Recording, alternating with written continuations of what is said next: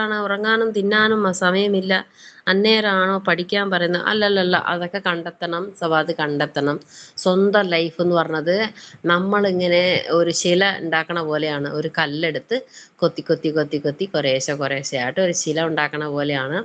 അപ്പോഴത്തേക്കും മനസ്സിലാവും സവാദിന് എന്ത് ഒരു പ്രത്യേകതയാണ് ഉള്ളത് എന്നുള്ളത്. നീ കണ്ടെത്തണം സവാദ്, കണ്ടെത്തണം.